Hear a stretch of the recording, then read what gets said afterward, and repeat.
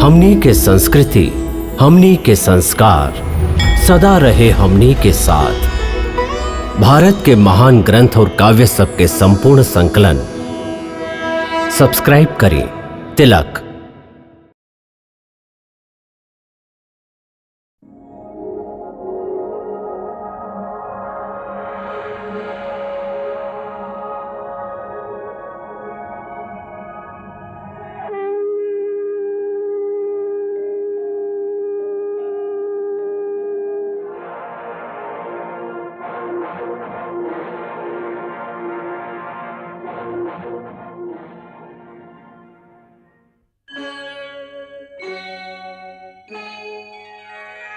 कृष्णा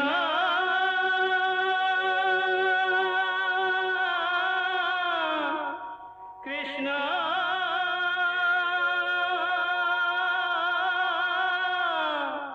हरे कृष्णा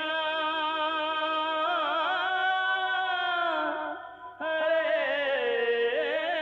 हरे।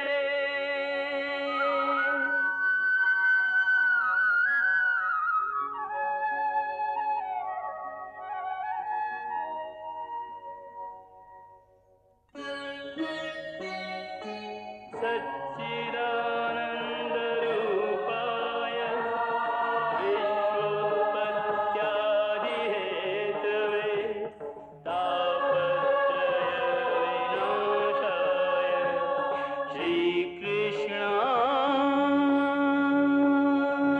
वयं नमः।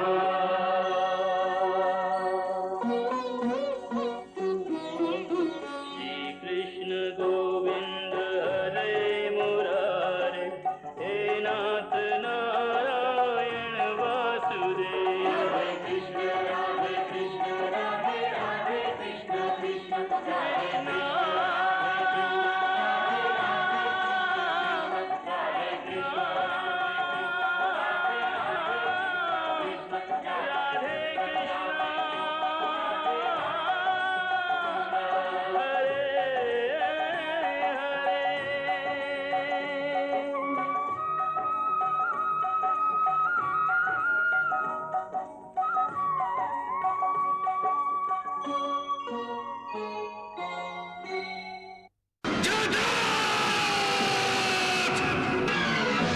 हम कुंती पुत्र अर्जुन प्रतिज्ञा करत हई, यदि सिंधु नरेश जयद्रथ कल सूर्यास्त तक हमार शरण में ना आई, यदि वो रण छोड़ के भाग ना गई, तो हम वासुदेव श्री कृष्ण के सखा द्रोण शिष्य कुंती पुत्र अर्जुन कल सूर्यास्त होके से पहले जयद्रथ के वध करब, नाता अग्नि में प्रवेश करके स्वयं के भस्म कर दे।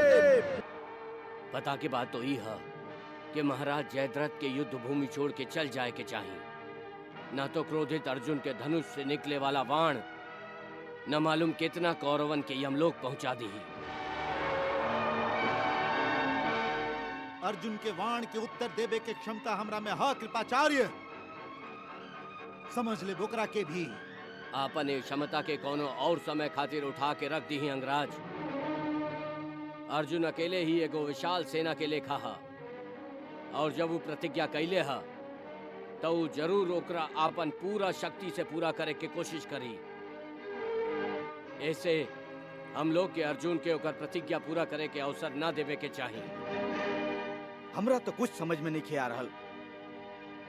गुरु द्रोणाचार्य इस संबंध में आप का कहत हई? युवराज, ए में कोनो संदेह नहीं खे कि हम लोग अर्जुन के हर आक्रमण के उत्तर दे सकेली। बाकी काल जे युद्ध होए ओ में अर्जुन आक्रमण करी और हम लोग के रक्षात्मक युद्ध करे के होई। युद्ध में आक्रमण करे वाला ही ज्यादा लाभ उठावेला, ऐसे कौरवन के ज्यादा हानि हुई। आप सभी के कार आए हैं। हमार विचार से सिंधु नरेश के युद्ध भूमि त्यागल ही उचित होई। काहे कि क्रोध में अर्जुन पांडव लोग के शस्त्र भंडार के सबसे भयंकर अस्त्र बन गई है। गुरुदेव, यदि अर्जुन पांडव लोग के सबसे भयंकर शस्त्र बन गई है तो सिंधु नरेश जयद्रथ भी हम लोग के शस्त्र भंडार के सबसे भयंकर अस्त्र बन गई बड़ान। हाँ, ई का कह रहा है आप मामा जी? वहाँ सिंधु नरेश जयद्रथ के प्राण संकट में है और आप उन्हीं के कौरव खातिर भयंकर अस्त्र कह रहा नहीं। हम ठीक कहते ही भगिना। हम अपने भयंकर अस्त्र से पांडव लोग के भयंकर शस्त्र मतलब अर्जुन के नष्ट कर सकत हैं। हाँ, अर्जुन के नष्ट कर सकत हैं।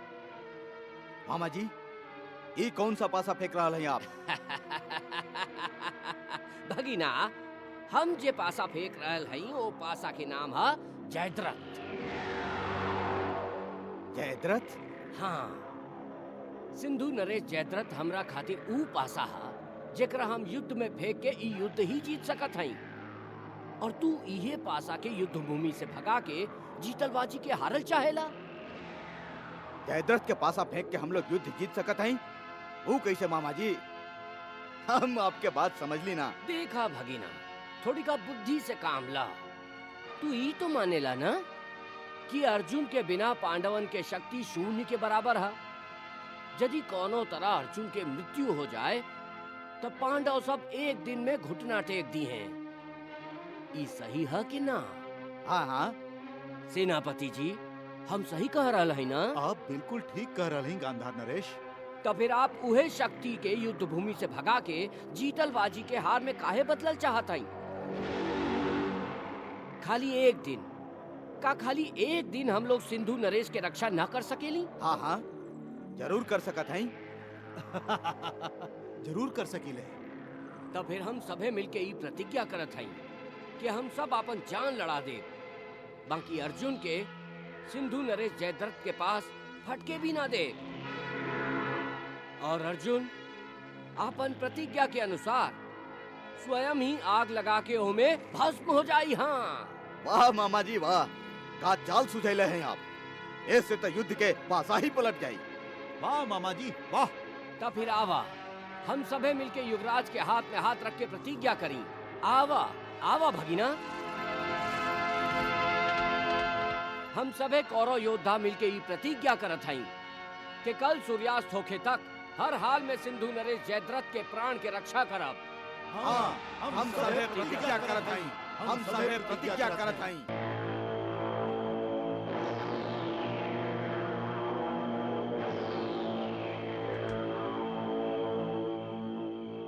सभे लोग प्रतिज्ञा कर लेगा।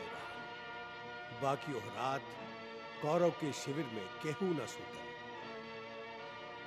सभे के कल के चिंता रहे कि काल का हुई, का उ लोग जयद्रथ के बचा सकी हैं या ना। शकुनी भी अंदर से घबराई रहे।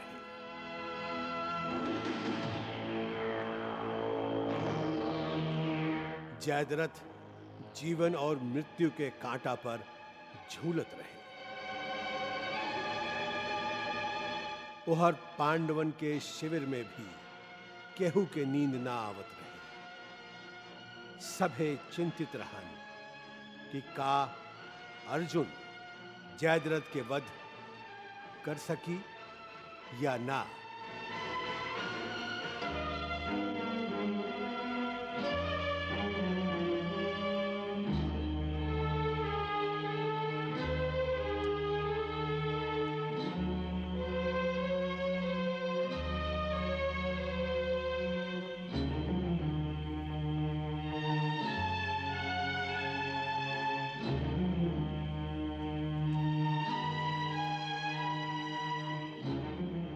भगीना, तू सुतला ना अभी तक? ना मामा जी, नींद ना आ रहा है। यह सोच रहल बड़ा ना कि कल का होई? मामा जी, कल अर्जुन के मृत्यु निश्चित हुई ना? हाँ भगीना, ये बात उतना ही साच है जितना ही कि कल सूर्यास्त होई। यही से हम सूर्योदय के प्रतीक्षा कर रहा हई। सूर्योदय होई, दास्त भी होई। एहमे इतना अधीर और व्याकुल होके के जरूरत नहीं खे भगीना। हम लोग के चाहे या ना चाहे से ना सूरज जल्दी उगिए और ना ही अस्त होई है। ऐसे जा और जाके सूत जा। तीर के शैया पर पड़ल पितामह एक ओरी अर्जुन के बेटा अभिमन्यु और दूसर ओरी दुर्योधन के बेटा लक्ष्मण के मौत से आहत हो गई रहन।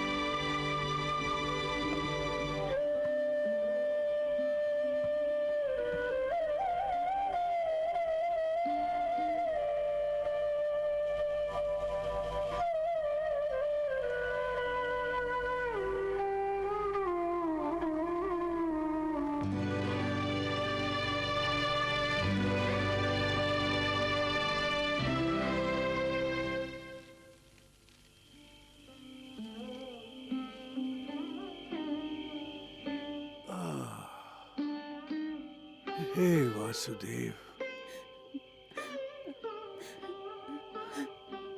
प्रणाम पितामह।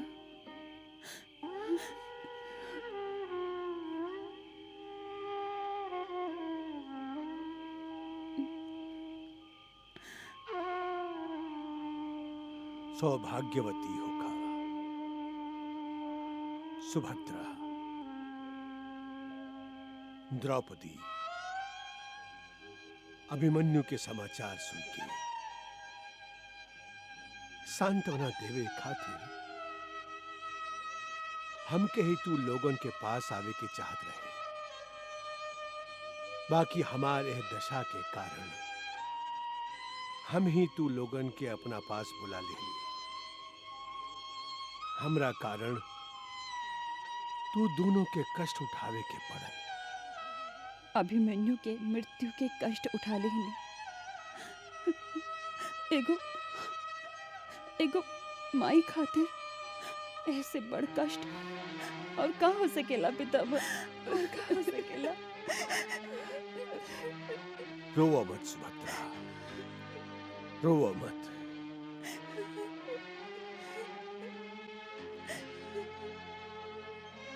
क्षत्रिय कन्या होके तू दोनों के आंसू बहावल शोभा नहीं खेदे।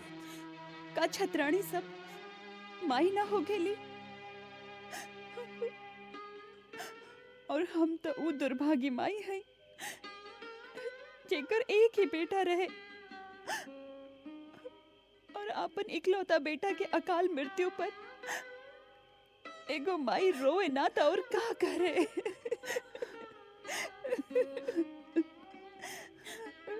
हाँ पितामह, यदि आज आप कौरवन के सेनापति होती तो हमार अभिमन्यु जीवित होइत।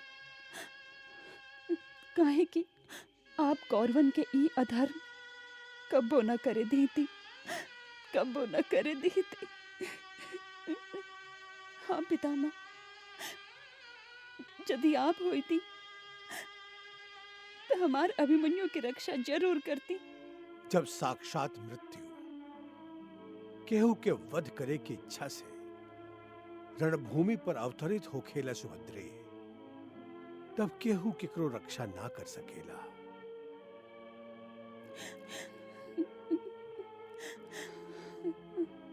वो चाहे कितना भी महान योद्धा काहे ना होके, वो मृत्यु पर विजय प्राप्त ना कर सकेला।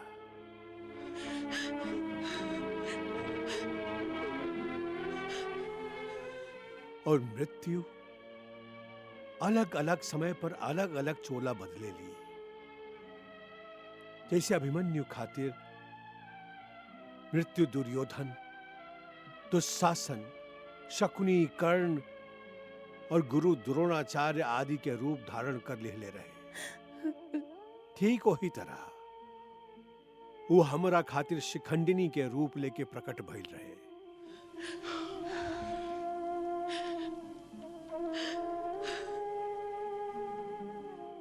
और अब जयद्रथ खातिर मृत्यु अर्जुन के रूप धारण कर ले है।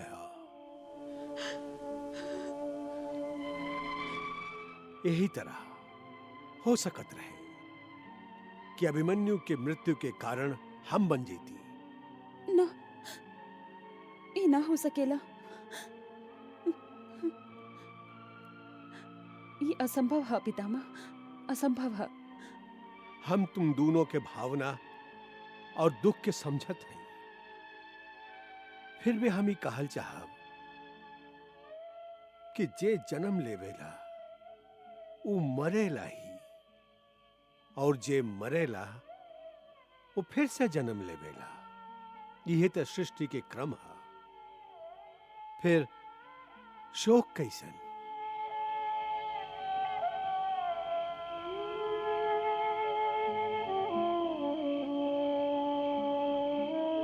हे सुभद्रा, हे पांचाली, तू दोनों अभिमन्यु खातिर शोक मत करा। ओकरा के तब वीर गति प्राप्त भइला।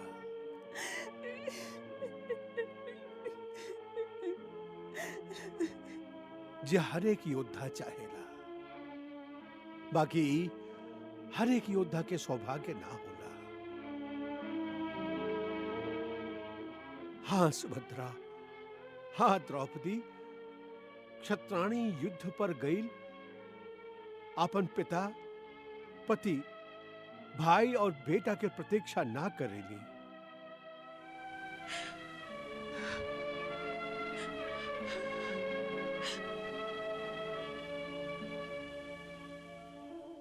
हाँ, और यदि वो लौट के आ जाए तो वो ओकरा के ईश्वर की कृपा समझेली, और ना लौट के आवे तो वो एकरा के ईश्वर की इच्छा मानेली।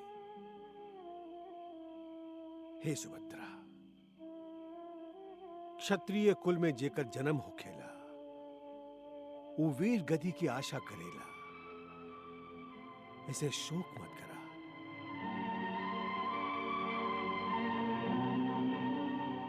क्षत्रिय धर्म के पालन करत वीर अभिमन्यु के पुण्य लोक प्राप्त भइला। तप, ब्रह्मचर्य, बुद्धि और ज्ञान के द्वारा साधु संत और तपस्वी जे मोक्ष प्राप्त कर चाहेलन, त्वार परम पुत्र परम वीर अभिमन्यु के वह मोक्ष प्राप्त भइला। फिर शोक काहे? हम का करें पितामह? आखिर हम स्त्री लोग हैं।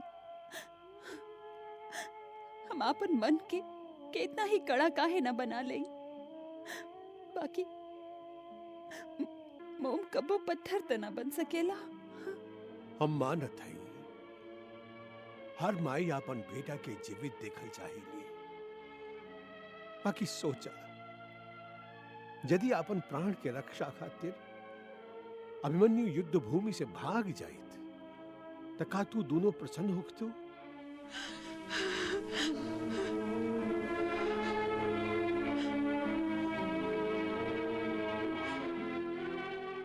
नहीं खेना, तू दोनों यह सोचतू कि अभिमन्यु हम लोग के कुल के माथा पर कलंक हा।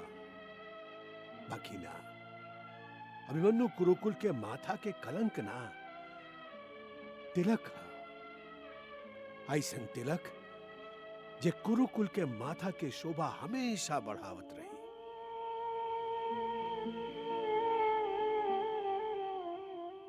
अभिमन्यु अमर हो गईला सुभद्रे, अमर हो गईला। वैसे भी मनुष्य मरे के बाद आपन संतान के रूप में जीवित रहेला, और अभिमन्यु के निशानी ओकर पत्नी के गर्भ में पल रहा। वह अभिमन्यु के नया जीवन के प्रमाण है। फिर तू दोनों इतना शोकाकुल काहे हो? सुभद्रे, द्रौपदी, तो के नहीं खे पता, हमके पहले से ही पता रहे कि अभिमन्यु की आयु बहुत छोट हुई।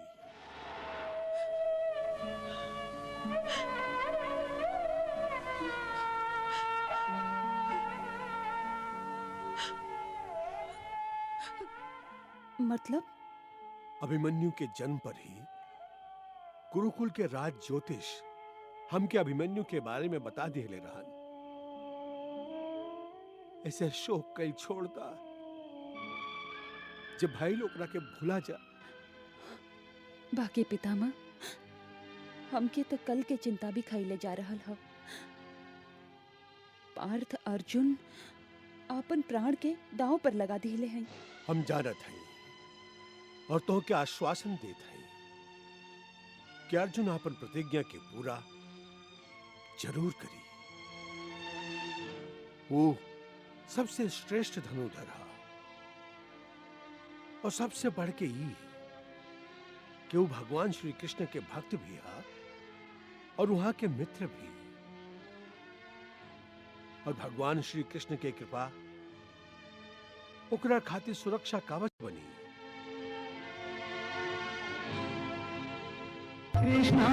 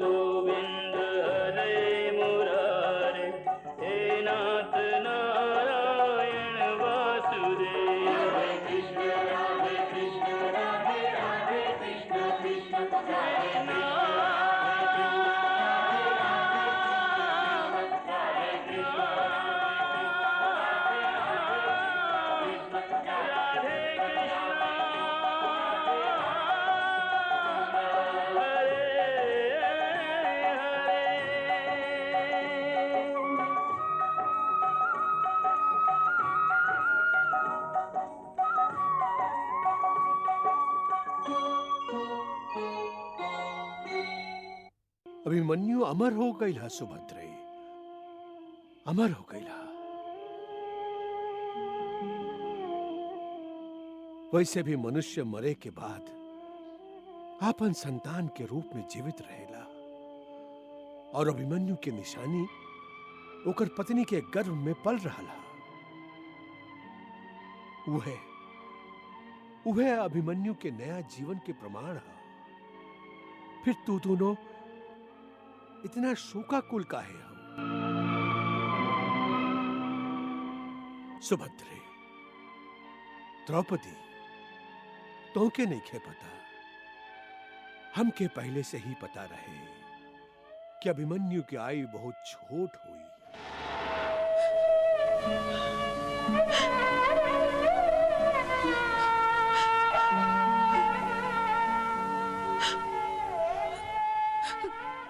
मतलब? अभिमन्यु के जन्म पर ही गुरुकुल के राज ज्योतिष हमके अभिमन्यु के बारे में बता दिले रहन। ऐसे शोक कई छोड़ता जब भाई लोग के भूला जा। बाकी पितामह, हमके तो कल के चिंता भी खाइले जा रहल ह। पार्थ अर्जुन आपन प्राण के दांव पर लगा दिले हैं। हम जानत हैं और तो के आश्वासन देत हैं कि अर्जुन अपन प्रतिज्ञा के पूरा जरूर करी। वो सबसे श्रेष्ठ धनुधर हा और सबसे बढ़ के ही कि वो भगवान श्री कृष्ण के भक्त भी हा और वहां के मित्र भी। और भगवान श्री कृष्ण के कृपा ओकरा खातिर सुरक्षा कवच बनी। ऐसे श्रद्धा रखा कल अर्जुन के युद्ध भूमि में कुछ ना हुई, जीत ओकरे हुई। पितामह, आपके बात से हम दोनों के मन हल्का हो गई। अब हम दोनों के आगे दिए पितामह।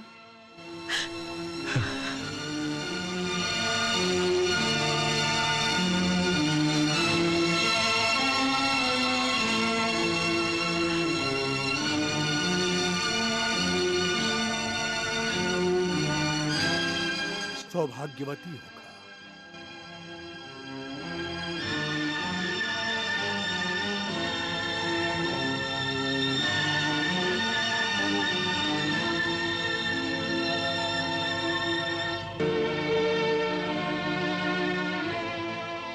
हे वासुदेव, आप जे काम हमके सौंपले रही वो हम पूरा कइली।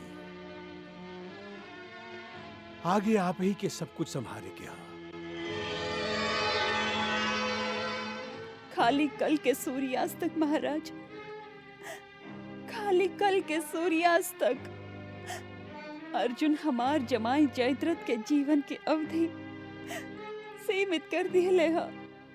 ना गांधारी, ऐसा मत सोचा। अर्जुन आपन प्रतिज्ञा द्वारा आपन मृत्यु भी तो निश्चित कर ले हा। हो सकेला वो जयद्रथ के वध करे में असफल रहे। बाकी अर्जुन से जयद्रथ के सुरक्षा के कर सकी महाराज।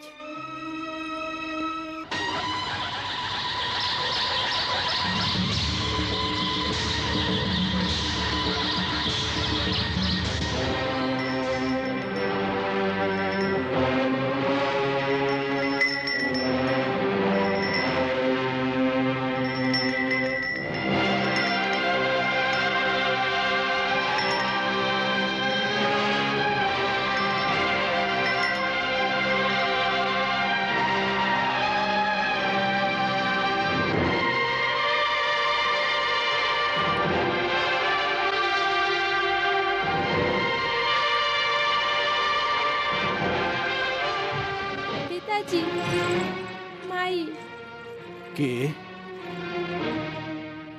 दुश्शाला? दुर्शीला न माई, दुर्भाग्यशालिनी कहीं। ई तू का कह रहा लो बेटी? शुभ शुभ बोले दुश्शाला। आज सूर्यास्त से पहले जेकर पति के मृत्यु निश्चित हो गई होके, वो दुर्भाग्यशालिनी ना ता और का हो सकेली।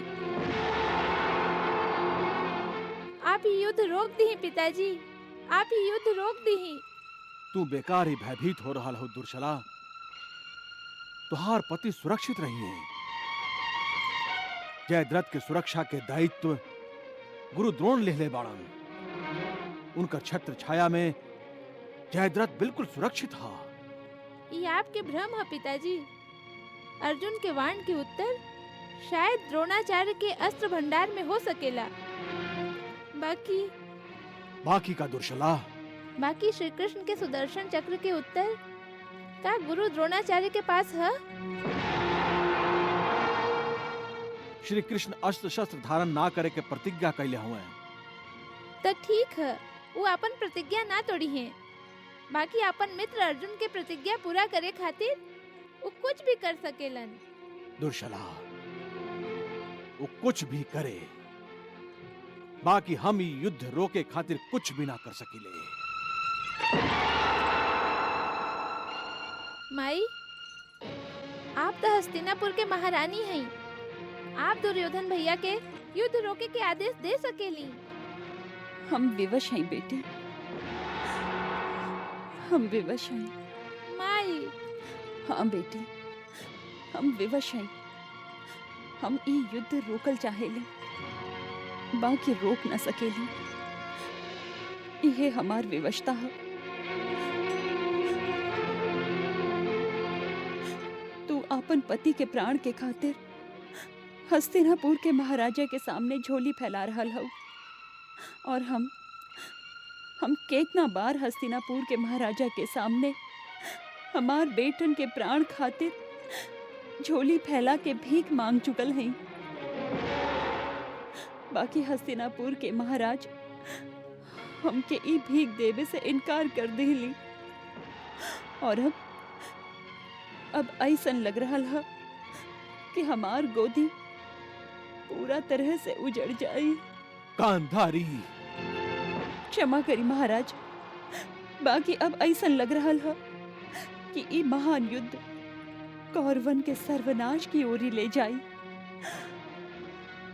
ऐसे बेटी दुश्शला, तू आपन विवश माई के क्षमा कर द।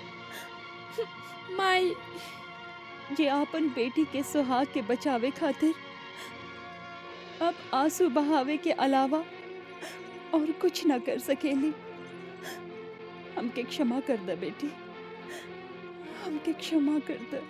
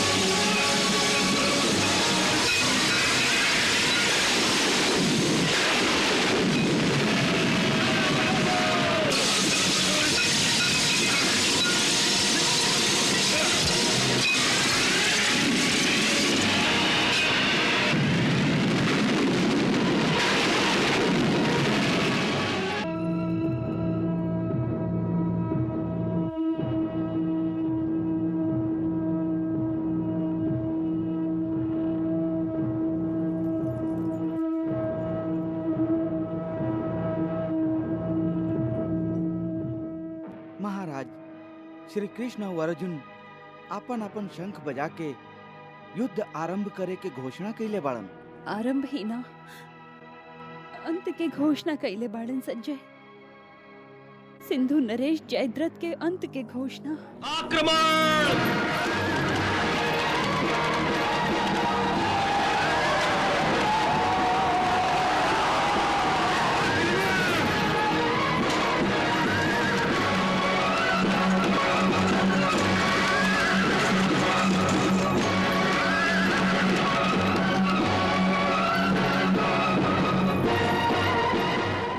महाराज, सिंधु नरेश जयद्रथ गुरु द्रोणाचार्य के रचल चक्र व्यूह में ऐसे सुरक्षित बाड़न जैसे केहू पथरीला दुर्ग में सुरक्षित होखेला।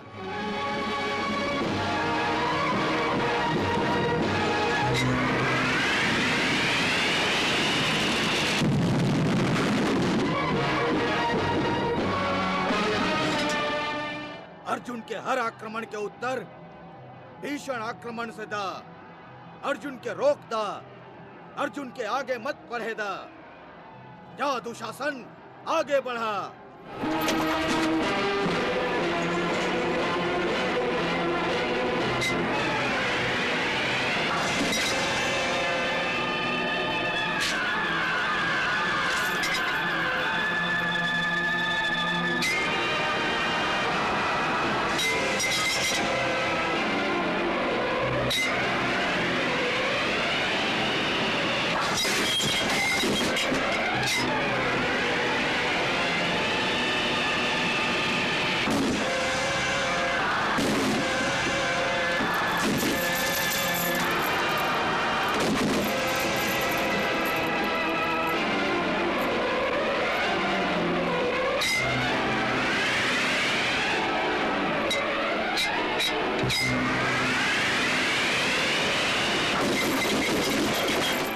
हे वासुदेव, हमारा रथ जयद्रथ के ओरी ले चला।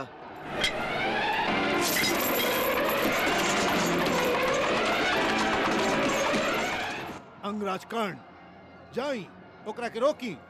जे आज्ञा सेनापति। चला सारथी।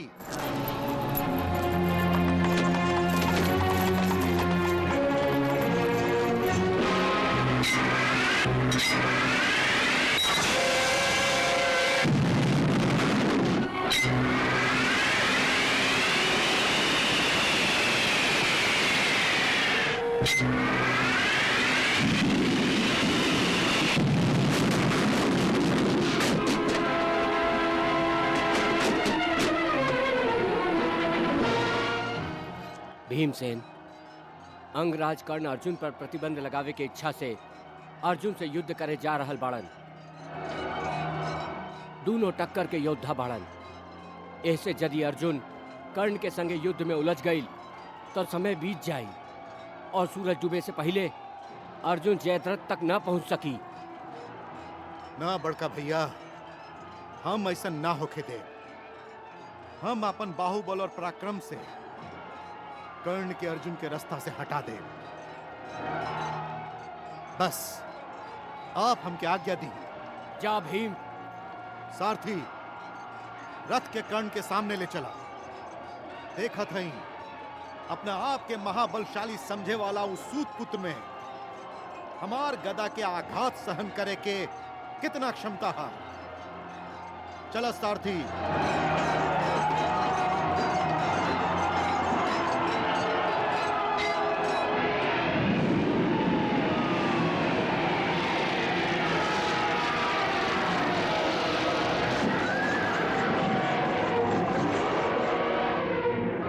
संजय, कहीं आज सूरज के गति अवरुद्ध ना हो गई। आज तो साझो ना हो रहा हा। हो जाई, सांझ भी हो जाई। हम लोग के चाहे से प्रकृति के नियम और विधि के विधान तो ना बदलल जा सकेला ना। सूरज निश्चित समय पर अस्त हुई। बाकी यह समय सूर्य देव के गति से भी अर्जुन के रथ के गति बढ़ावे के प्रयास वासुदेव श्री कृष्ण के है। कौरव सेना के भीषण संहार करत अर्जुन के रथ आगे बढ़ रहा है महाराज।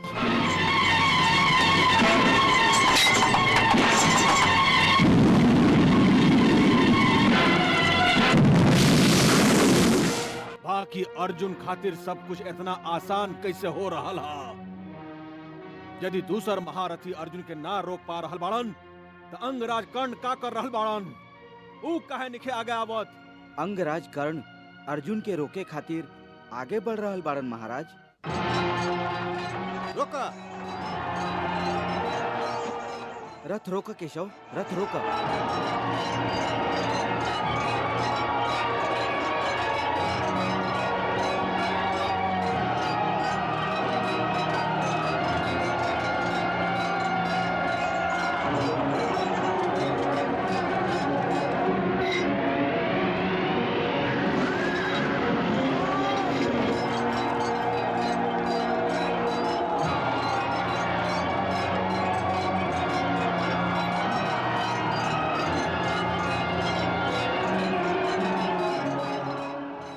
केशव, तू अर्जुन के वो पापी जयद्रथ के पास ले जा।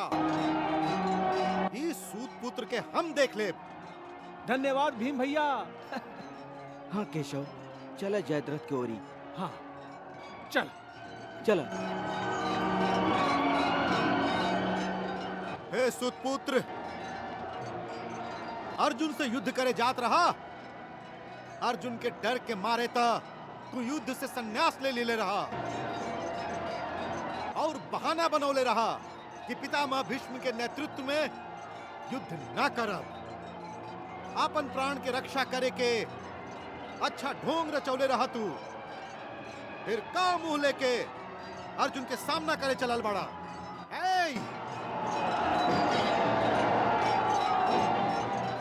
और यदि मरे के ही हा तो अर्जुन ही कहें हम तुहार अंतिम इच्छा पूरा कर देते हैं।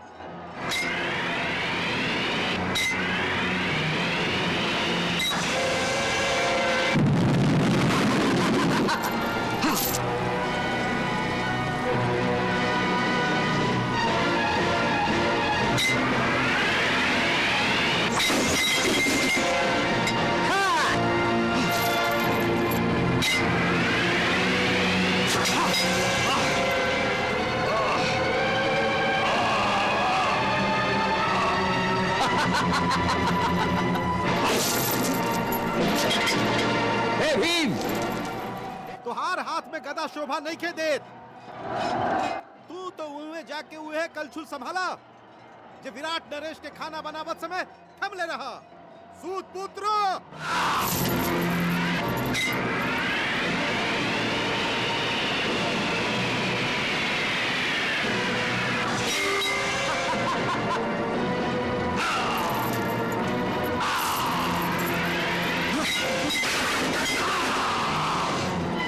भीम से कर्ण हार गईल।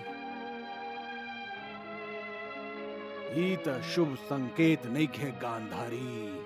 हाँ महाराज, ई त निश्चित ही शुभ संकेत नहीं खे। नियति हम लोग के ई संकेत कई बार दिखले रहे, बाकी राज्य के लालसा के कारण शकुनी के बहकावा में आयल दुर्योधन के बुद्धि नियति के यह संकेत के ग्रहण ना कर सकल, और हम लोग भी उहे भूल कैले रही महाराज। हाँ गांधारी, नियति हम लोग के बार बार संकेत दिले रहे, बाकी हम लोग भी हर बार उस सभे संकेत के अनदेखा कैले रही। कृष्णा